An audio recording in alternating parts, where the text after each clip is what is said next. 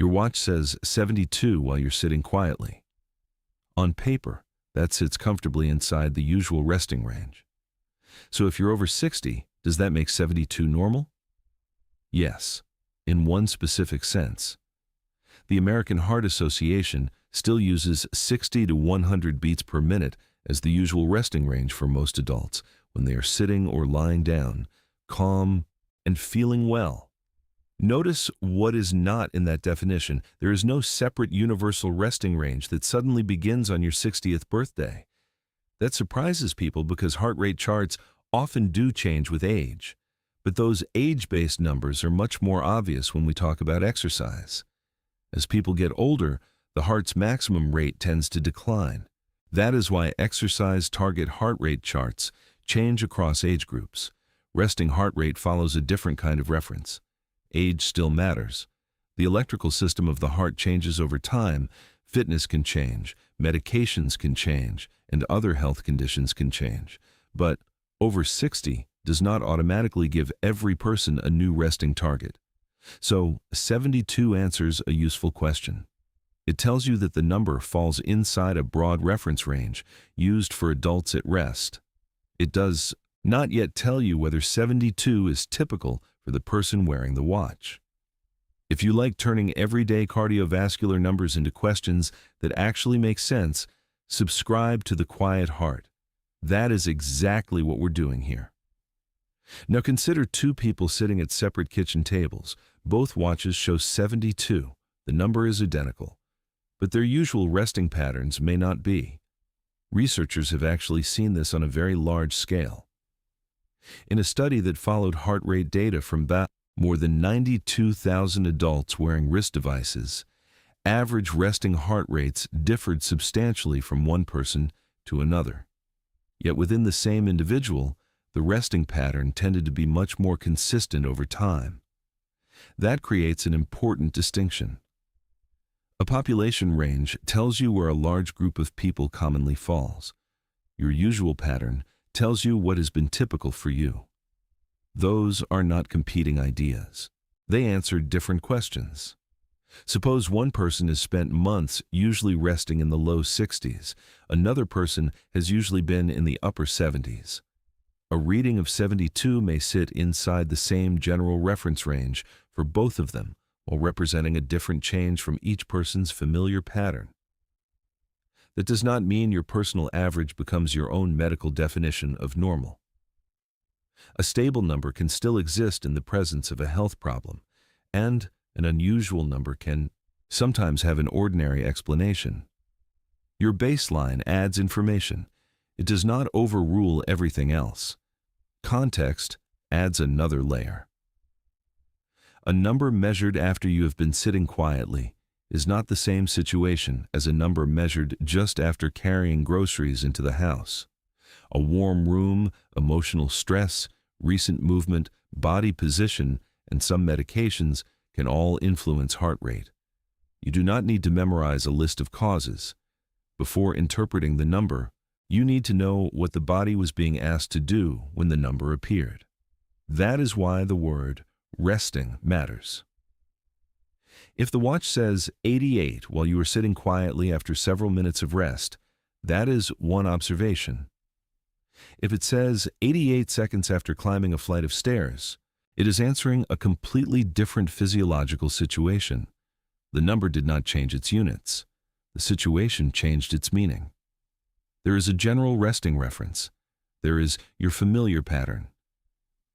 And there is the situation in which the measurement was taken. But even if you knew all three perfectly, the heart rate number would still leave out one important piece of information. That missing piece is rhythm. Heart rate tells you how many times the heart beats in 1 minute. Rhythm tells you how those beats are being generated and organized electrically. Those are related, but they are not the same measurement. The heart normally begins each beat in a small area called the sinus node, the heart's natural electrical pacemaker. That electrical signal then travels through the heart in an organized sequence. When that sequence changes, the overall rate may change dramatically, but it does not have to. The American Heart Association separates rate from rhythm for exactly that reason. An arrhythmia can involve the heart beating too fast, too slowly, or irregularly, and some rhythm problems may occur without pushing the average rate far outside a familiar-looking range. So a watch showing 72 can tell you there were roughly 72 beats in a minute. It cannot prove that every beat followed the normal electrical pathway. That is why an electrocardiogram, or ECG, measures something different from a simple pulse count. It records the heart's electrical activity instead of only reporting how many beats occurred. This is not a reason to distrust every ordinary heart rate reading. It is a reason to keep the measurement in its proper role. A rate can be useful without being a rhythm diagnosis, and this is where age becomes genuinely relevant. The heart's electrical system does change over time. The sinus node and nearby conduction tissue can undergo age-related structural changes. The ability to raise heart rate to very high levels during exertion also tends to decline with age. But that does not mean a slower resting pulse after 60 automatically represents electrical disease. Clinical guidance makes that distinction very clearly. The ACC, American Heart Association, and Heart Rhythm Society have noted that in sinus node dysfunction, there is no single minimum heart rate number that by itself determines whether someone needs a permanent pacemaker. The relationship between the slow rate and the person's symptoms matters. That is a surprisingly important clue. If specialists do not reduce the question to one magic low number, a consumer heart rate range cannot do that either. A resting rate below 60 may occur in different settings. Sleep can lower it. Physical conditioning can lower it. Some medications are designed to lower it. In other situations, a slow rate may deserve closer evaluation. The number alone cannot separate those paths. What changes the interpretation is whether the slower rate is expected in that person, whether it is new, whether there are symptoms, and what the electrical rhythm actually is. The same caution works in the other direction.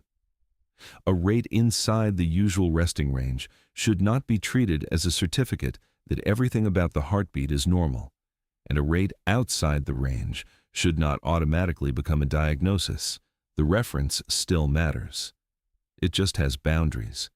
If you could replace the word normal with one better word after this, would it be typical, usual, or something else? Tell me the word you'd use in the comments. You do not need to share your heart rate, symptoms, medications, or any personal medical information. So what makes a heart rate change meaningful enough to act on?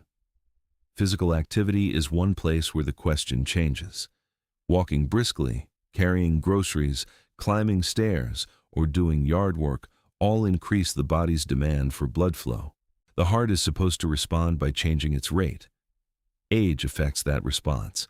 Maximum heart rate tends to decline over time, which is why exercise guidance often uses age-adjusted estimates. But those estimates are broad averages, not exact personal ceilings. Medication can change the response further. Some medicines are specifically intended to slow the heart rate or limit how sharply it rises with exertion. That is one reason two people the same age can perform the same activity and see very different numbers without either number automatically being wrong. The useful question is whether the response makes sense for the person, the activity, and the medical context. Back at rest, a temporary change can also happen for ordinary reasons. What becomes more useful to notice is a persistent, unexplained shift from a familiar resting pattern. Not because the shift diagnoses anything, it does not. But a new pattern gives you something more specific to describe. For example, saying, "My resting heart rate has been different from what I usually see even when I'm sitting quietly," is more informative than simply saying, "My number seems high." The same applies if the rate is slower than usual. Symptoms can change the importance of that observation. If a new faster or slower heart rate is accompanied by weakness, dizziness, feeling faint, or a new sense that something is not right, that is more useful information to bring to a qualified healthcare professional than the number alone. A newly irregular pulse or repeated irregular alerts from a device can also be worth discussing. But the device does not get to make the diagnosis. That requires proper clinical evaluation. Subscribe to The Quiet Heart if you want more calm explanations that separate a cardiovascular number from what that number can actually prove. There is also a separate category where the question is no longer whether a number is typical.